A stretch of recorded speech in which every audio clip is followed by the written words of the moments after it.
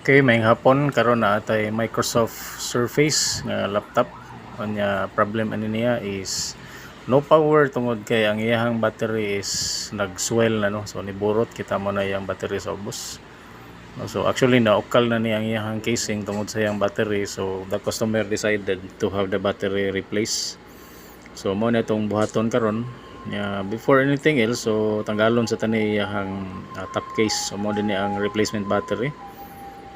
So this is suitable for Microsoft Surface laptops. Mo na siya tong install diha.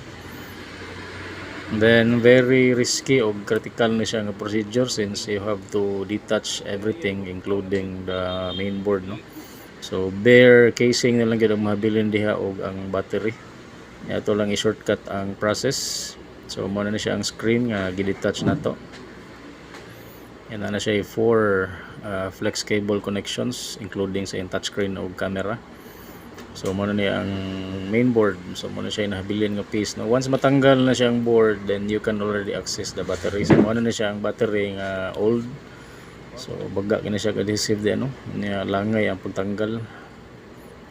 So ato lang na siyang i-shortcut again pag reinstall na to sa board and battery. Okay, so mo na ni siya. Niya temporary testing lang usa ni itong i-power on ang unit to see if working ra ang ato ang new battery o normal ba ang iyang charging. Okay, so ni turn on ra siya without the charger, so that means nga na existing power ang ato ang battery. Then try lang tani siya og charge, no. So test na to iyang charger.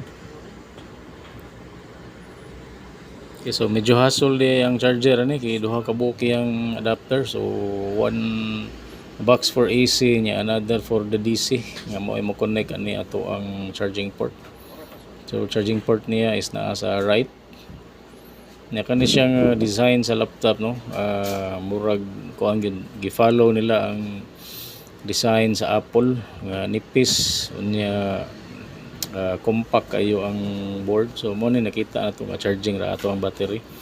So kani siya nga unit is ato na siyang i-final and then i-assemble na nato balik ang tanan parts, no. So thank you sa pagsalig sa atong customer. God bless.